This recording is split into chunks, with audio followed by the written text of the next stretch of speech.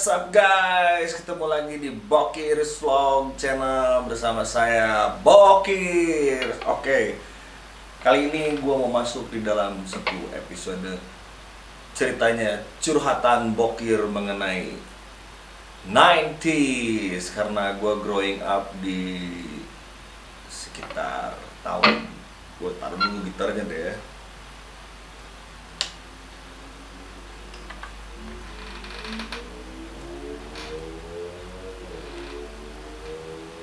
Oke, gue growing up di tahun 90-an. Jadi buat para generasi 90-an pasti semuanya merasa berjaya di dunia musik. Karena 90-an gue anggap kejayaan sebuah musik rock ya. Musik rock, terus juga ya boy bandnya juga oke. Ada New Kids on the Block, ada NSYNC, apalagi lah. Kalau boy band gue nggak gitu kenal, tapi kalau musik rock jaya-jayanya di tahun 90 ada Metallica, ada Guns N' Roses, terus dari musik punknya ada NoFX, Rage Against the Machine, pop punknya keluar Blink, terus New Found Glory, banyak banget. Jadi lagi itu yang menginfluence gua musiknya adalah pop punk dari Blink-182, MXPX, Bad Religion, NoFX. Memang pada masa-masa itu kita sering banget mendengarkan itu dan sangat familiar. Akhirnya menginfiltrasi dan gua bersama anak-anak membuat sebuah band. Dan kita mulai membawakan lagu-lagu itu, dan akhirnya gue menciptakan beberapa karya musik yang nanti kalian bisa dengar di channel gue yang satu lagi, Music Official. Nanti gue pasang di sini linknya, Music Official. Tapi kali ini gue ingin membahas dulu seputar tahun 90-an.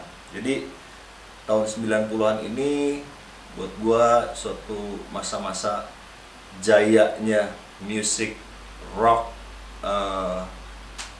boleh dibilang di Indonesia, di seluruh dunia juga. Musik rock tahun 90-an lagi banget, pokoknya yang doyan musik rock cat banget. Dan banyak musisi-musisi yang sekarang udah pada jadi, udah pada senior, mereka berangkat dari tahun 90-an. Tapi ada, boleh gue bilang, tahun 90-an ini golden age-nya musik. Ada sisi dark age-nya. Dark age-nya yaitu about drugs.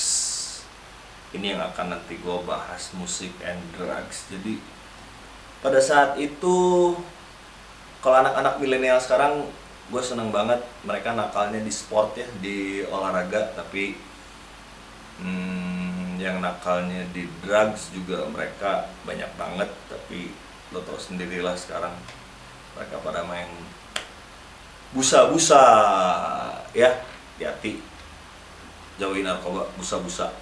Kalau pada saat itu, pada saat gua lagi itu, yang sangat menguasai di genre 90-an adalah, kalau kalian tahu, Putau aka Heroin. Yes, anak band gak jauh dari situ. Jadi gue lagi itu awalnya ngeband, gue biasa lah ya, cobain cimeng, cobain minuman. Gue dari SMP udah mulai nyoba-nyoba tuh nakal. Akhirnya terjerembablah gue, yang gue anggap ini dark age gue, masa-masa kelam gue sampai sekarang. Tapi gue gak menyesali, gue anggap ini sebagai pengalaman hidup. Gue pernah terjerumus ke dunia heroin cukup lama, sekitar 3,5 tahun atau hampir 4 tahun lah ya. Jadi lagi itu zaman-zamannya musik, gue turn in ke heroin. Jadi gue sempet bareng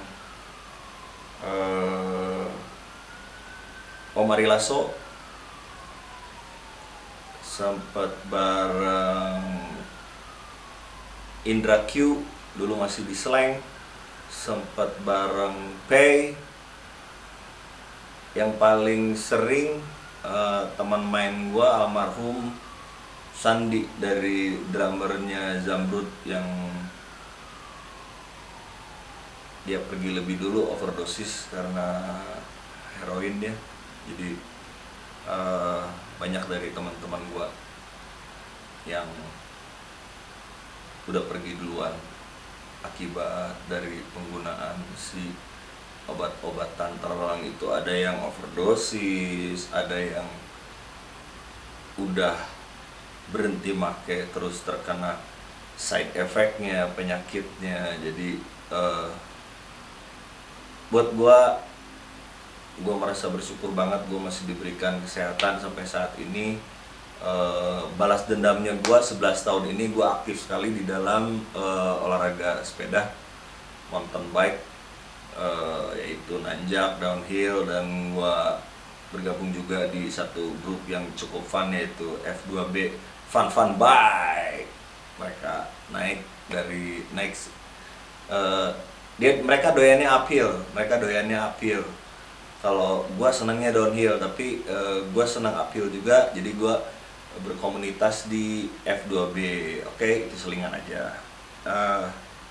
Kenapa gue sangat menyukai dunia musik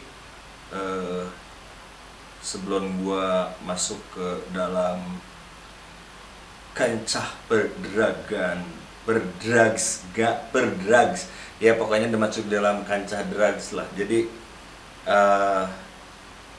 gue masuk dunia musik secara terpaksa. Jadi boleh dibilang dulu keluarga gue ada istilah anak kolong.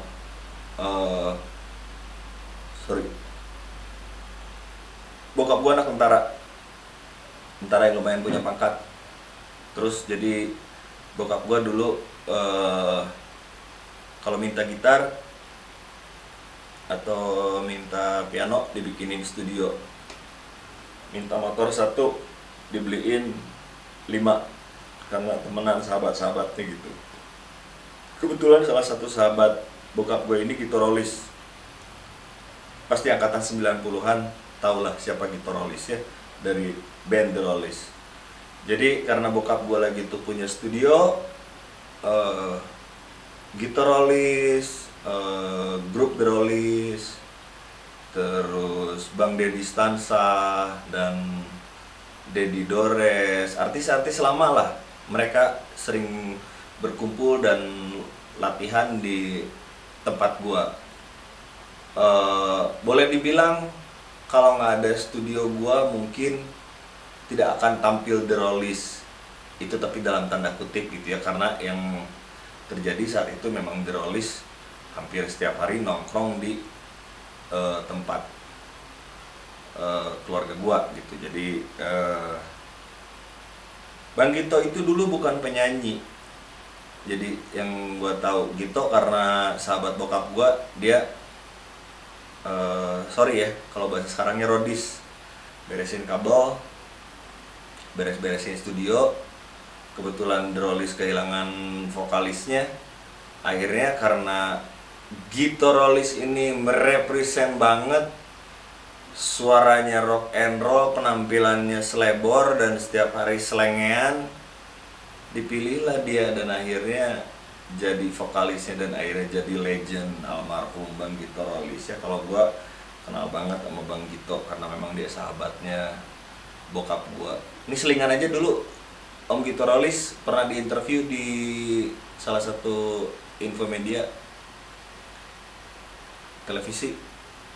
Jadi dia waktu kaul SMA, lulusan SMA, dia keliling Bandung pakai Vespa, telanjang bugil, nggak pakai baju sehelai pun.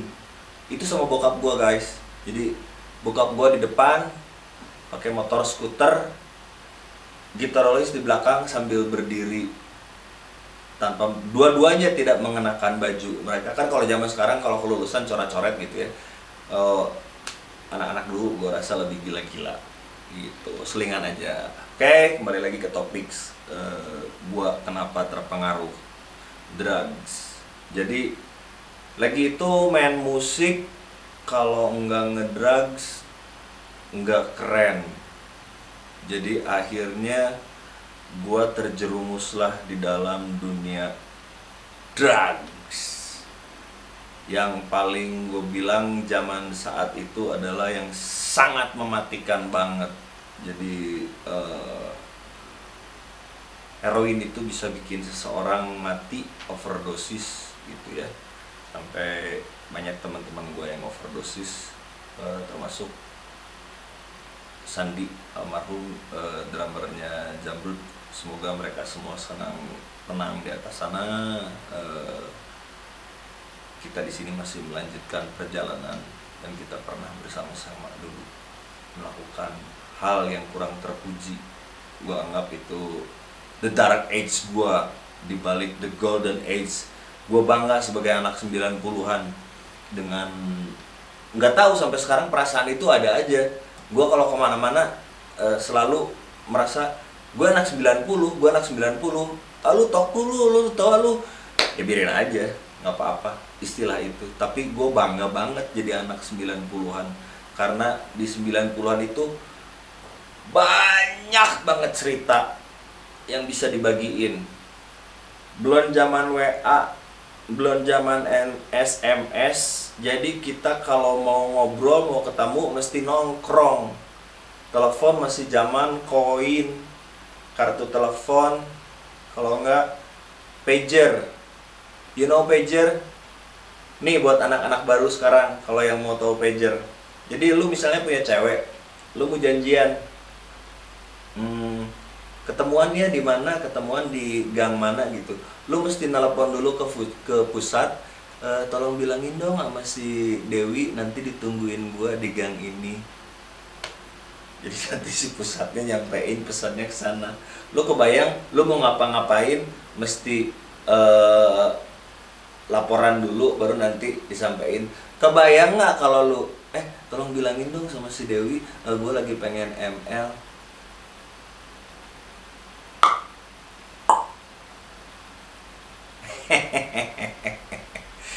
Jadi 90-an gue bilang tahun-tahun yang sangat seru. Kita tiap hari nongkrong. Kalau sekarang kan nongkrongnya di kasur, WA ya, liatin Instagram gitu. Kalau dulu kita mesti ketemu, kita mesti berbaur, kita mesti ketemu, ngobrolin sesuatu. Pokoknya tiap hari rasanya seru aja. Jadi tahun 90-an itu tahun yang sangat seru buat gua, dan pasti yang semua yang mengalaminya juga tahun itu sangat seru. Cuman nggak serunya hampir semua 90% boleh gue bilang anak-anaknya ngedrugsnya dan mereka pakainya putau, heroin. Oke. Nah, karena namanya ini curhatan bokir sih ya, gue jadi pengen mengeluarkan anak-anak juga. Jadi nanti buat kalian yang mau nonton terusin gak apa-apa. Kalau yang malas ngedengerin si bokir ngomong juga nggak apa-apa gitu ya. Jadi gue ceritanya mengalami child abuse. Kalau ada yang tahu film Maria Anggara yang dipukulin setiap hari, nah gue mengalami itu dulu sama bokap gue. Karena bokap gue mungkin backgroundnya orang tuanya militer, juga mengalami kekerasan. Akhirnya gue mengalami kekerasan, child abuse. Nah, jadi waktu gue menemukan suatu lingkungan yang ngedrugs itu, gue jadi akhirnya sedikit melupakan itu, terlupakan itu yang terngiang-ngiang di sini. Klasik lah ceritanya. Kalau yang zaman dulu ada yang putus pacar, ada yang apa. Kalau gue alasannya broken home-nya karena gue mengalami child abuse. Terus ya karena pengaruh negatif dari drugs itu, akhirnya gue sering mencari tahu siapa aja sih artis-artis yang ini. Kalian tahu 27 Club. Jadi artis-artis yang meninggal di umur 27, like Kurt Cobain, Marilyn Manson, Jimi Hendrix, masih banyak lagi yang 27 Club, nanti kalian bisa cari tahu. Lagi itu gua berpikiran gua ingin mati di umur 25-27 dalam keadaan overdosis, bukan gantung diri. Jadi ada suatu hari gue melakukan ini, belum pernah dilakukan sama siapapun. Gue nggak tahu kalau di luar sana ada, tapi di circle gue, di lingkungan gue belum pernah ini dilakukan. Oke? Jam 7 pagi gue mengkonsumsi, kalau boleh dibilang dulu apa, boti ya, obat ya, boti, Megadon, Rohypnol, Lexotan. Gue mengkonsumsi lagi itu sekitar, kalau nggak salah, 20 biji, 20 biji, satu substan. Kedua, gue minumnya nggak pakai air putih, gue minum pakai arak, gitu. Gue minum pakai arak sampai keadaan selebor, nggak karuan. Pergi ke studio, sama studio diusir karena gue udah nggak beres. Pergi ke rumah teman. Di rumah teman itu sedang ada teman gue sedang menghisap busa-busa, oke? Busa-busa yang sekarang sering ditangkap, yang suka pakai, kalau mau pakainya mesti kayak pakai trompet, gitu lah ya, udah nggak usah gue terangin. Oke, 3 substance udah gue masuk. Ini belum jam 12 siang, jadi sebelum jam 12 siang gue udah masuk 3 substance. Keadaan gue semakin kacau,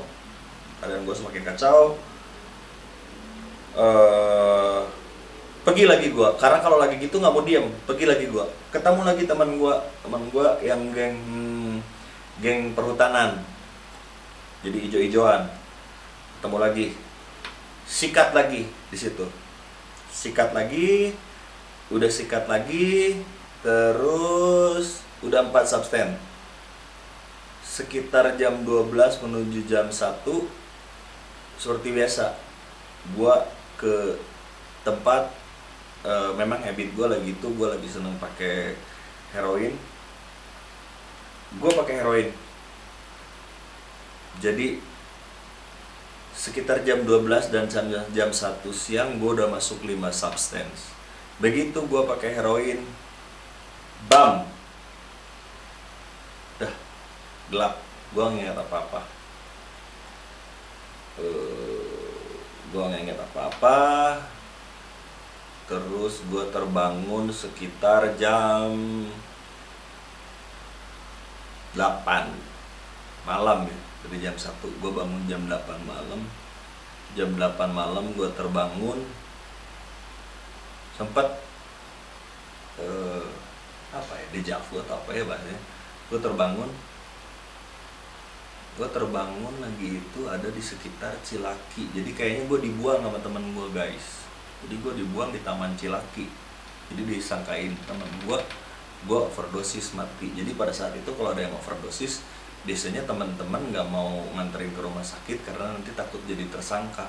Jadi gue dibuang di Taman Cilaki. Gue terbangun di Taman Cilaki dan bertanya-tanya apa gue masih hidup atau udah mati. Sesaat, sekitar 5 menit gue masih terbengong, lihat ke sana kemari, oh ternyata gue masih hidup. Buset, kok gue gak mati? Padahal gue lagi itu pengen mati. Jadi gue seperti yang mengejar kematian saat itu. Oke, lanjut cerita. Akhirnya gue semakin meningkat lah penggunaan heroin gue. Jadi pada zaman itu gue pakai heroin sehari sekitar 1 gram. Harga heroin pada saat itu tahun 90-an 750.000 1 gram. Berarti kalau kali 10 hari gue pakai 7,5 juta ya. 7,5 juta. Kalau 20 hari 15 juta. 15 juta tambah 7,5 juta lagi 22,5 juta, betul nggak? Yes. Oke, jadi gue sebulan lagi tuh perlu duit 22,5 juta untuk penggunaan heroin. Dari mana uangnya? Ada dari uang sendiri, kalau lagi punya uang. Kalau lagi nggak punya uang, mulailah sifat jahat keluar. Tabung gas, pasti pada ketawa teman-teman yang mengalami. Baju batik orang tua, perhiasan orang tua, pertama yang digasak yang di rumah dulu. Pasti yang digasak yang di rumah dulu, habis yang di rumah, barang-barang di rumah. Sampai ada satu kejadian, Ki, tolong beliin gas, gasnya habis. Dalam hati gue, bukannya gasnya habis, tabung gasnya nggak ada, udah gue jual. Jadi nyokap gue mau nyalain gas, nggak nyala-nyala apinya, disangkanya tabung gasnya habis, padahal gasnya udah gue jual. Gitu ceritanya guys. Jadi, dulu gue punya gitar, karena memang basic gue dulu keluarga musik. Gue punya gitar sekitar 12 biji, gitar bass ada berapa biji gitu ya, tuh alat-alat musik yang lain lah, habis semuanya, habis untuk gua menggunakan heroin karena kecanduan yang boleh dibilang disebut sekau, sakit karena kutal. Jadi tiap hari harus sampai gua makanya udah nggak sembunyi-sembunyi, udah di depan orang tua gua pakai aja gitu, gua pakai aja udah di depan orang tua gitu ya. Orang tua gua tahu gua anak nakal dan udah pusing nggak tahu ngehandle-nya mesti gimana, jadi gua udah bukan yang ini lagi. Yang paling parah, begitu barang di rumah habis, mulailah gue beraksi ke rumah teman, ke rumah orang lain. Ini yang udah gue nggak seneng. Hati nurani gue sebenarnya nggak suka gue maling. Gue mulai ngambilin barang-barang dari rumah temen, ngambilin ini, ngambilin itu untuk memenuhi kebutuhan gue, kecanduan gue. Akhirnya sampai pada satu titik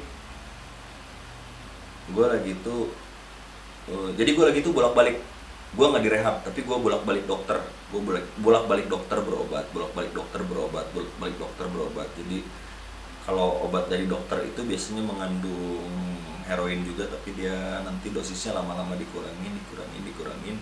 Tapi karena tololnya gue, obat itu gue makan, gue pakai heroin jadi supaya tambah fly lagi gitu. Jadi udah rusak banget lah, yang namanya bokir lagi itu rusak banget.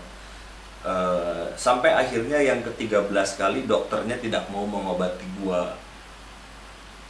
Dokter itu tidak mau mengobati gua, jadi gua angkat tangan sama lu cari dokter lain, lu kalau mau masuk rehab, masuk rehab. Disitulah mulai gua merasa capek dan gua merasa lelah. Terus karena gue lagi itu panutannya slang mengumumkan diri, berhenti menggunakan putau, mengcleankan diri. Akhirnya gue mengambil kesempatan dan momen itu gue berhenti. Gue pengen berhenti tanpa obat apapun, mau mati, mau apa yang terjadi, pokoknya gue mau berhenti. Gue udah capek, gue gak mau gitu-gituan lagi. Dah, gue bilang sama orang tua gue gak akan ke dokter karena gak ada dokter yang mau ngasih obat lagi ke gue, gak ada dokter lagi yang percaya sama gue, karena gue memang sangat nakalnya di atas rata-rata. Gue bilang, kalau ada teman-teman gue datang ke sini, kalau ada teman-teman gue yang mau ngajakin apa, bilangin gue nggak ada, bilangin gue lagi direhab atau apa. Jadi selama kurang lebih 2 bulan itu gue nggak mau keluar rumah, gue memang diem di rumah aja sengaja, nggak mau ketemu teman-teman. karena gue belum punya lingkungan baru lagi itu, karena lingkungan gue lagi itu mostly semuanya pengguna, jadi gue nggak mau ketemu lagi, udah gue berhenti. 1 minggu berlalu, itu sangat menyiksa. Buat yang udah pernah ngalamin pasti tahu, itu sangat menyiksa. Jadi gue sampai duduk-dudukin kepala ke tembok, gue pukul-pukulin muka sendiri karena sakit badannya tidak tertahan, muntah-muntah, udah yang mau pup, maaf nggak kerasa. Jadi gue udah pakai sarung di rumah, terus hampir kurang lebih 1 bulan lah nggak bisa tidur. Jadi lagi itu hiburan gua adalah televisi. Gua nontonin TV. Jadi kalau TV lagi itu abis jam 2 nggak ada acara lagi, zamannya Laserdisc, yang Disney masih segede jablak. Udah, gue setel Laserdisc. Film yang udah gua tonton ya gua tonton lagi. Udah. Gitar pun nggak ada karena udah habis.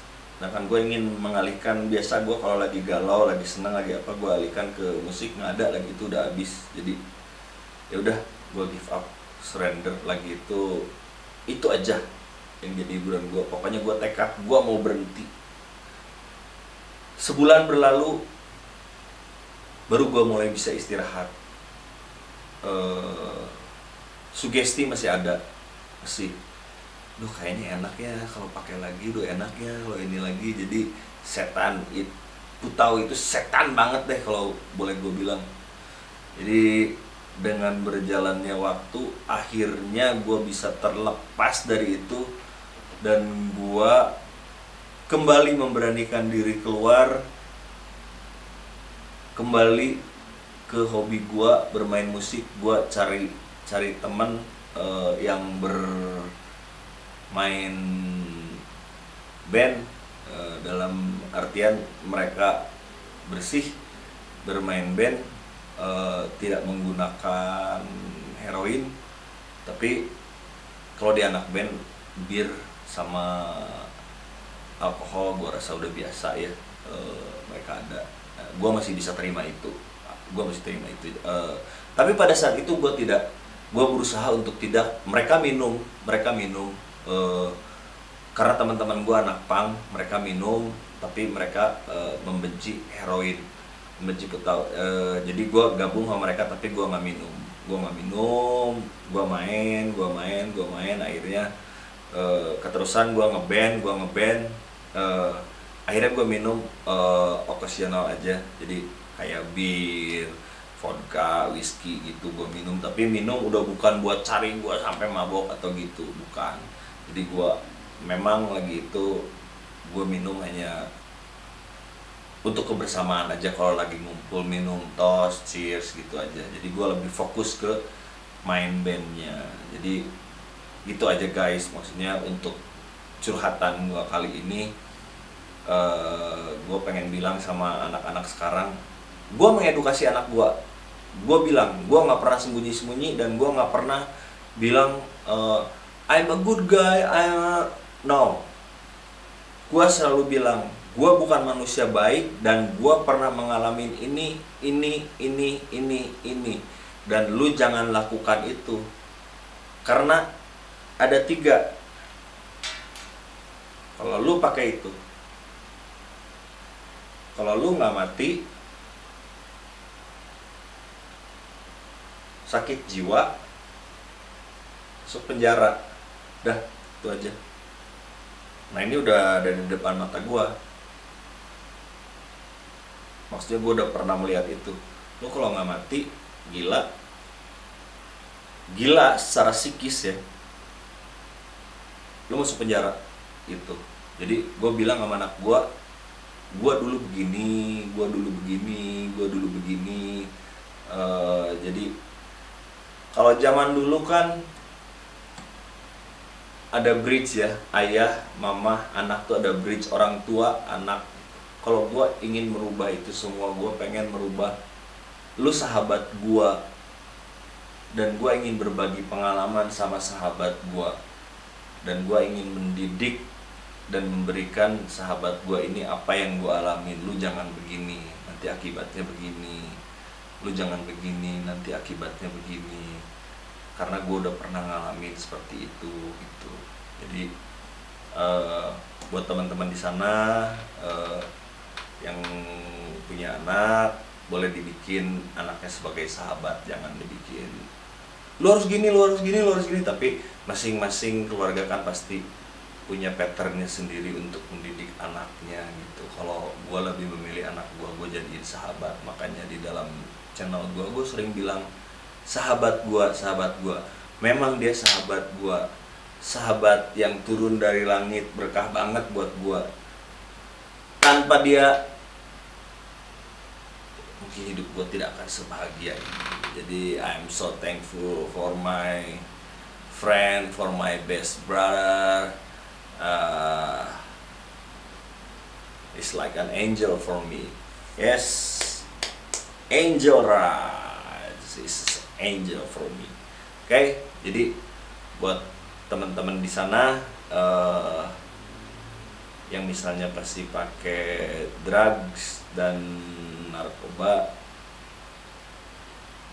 gue bilang berhenti. Tapi gue nggak bisa menasehati, oh itu jelek.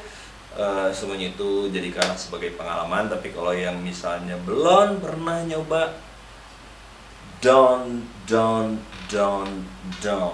Masih ada kok yang lain yang lebih asik. Lu hobi apa? Lu hobi sepeda, beliin sepeda. Lu hobi apa? Lu beli hobi mobil, kumpulin duit, beliin mobil, bangun mobil gitu. Lu hobi apa? Motoran. Lu kumpulin duit, lu bangun motor, lu touring sama teman-teman lu. Banyak kok yang lebih asik kok.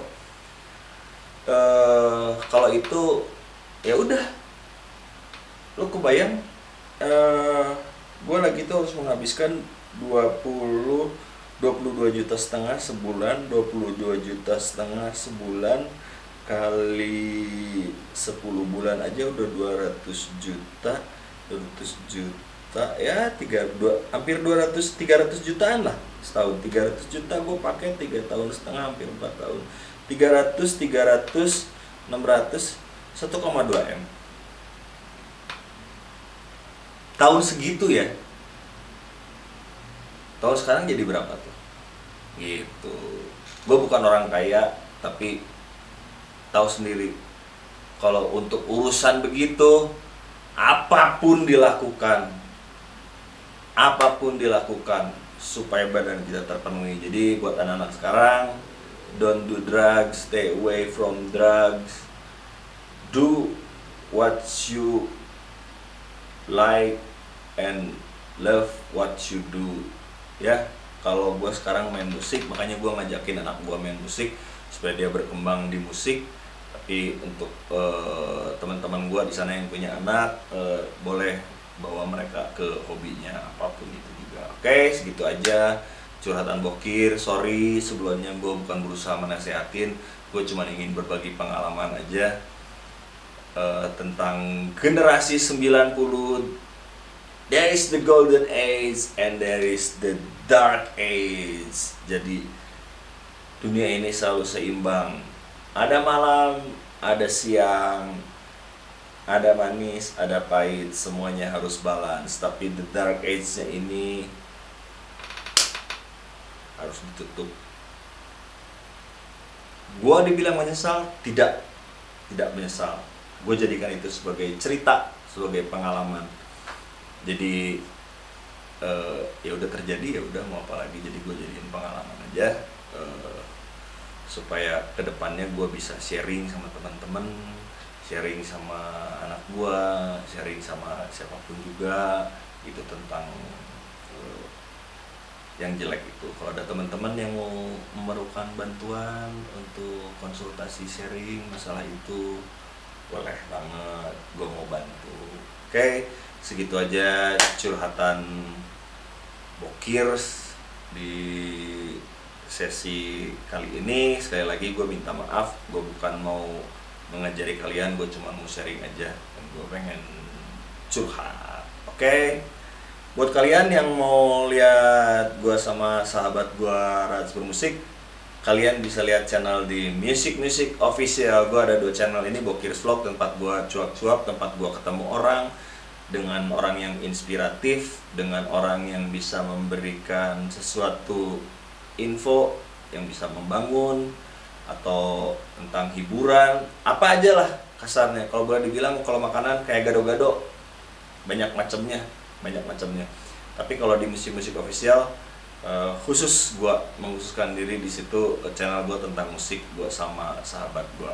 Oke, segitu aja di Bokirs Vlog kali ini. Seperti biasa guys, sampai ketemu di Bokirs Vlog selanjutnya.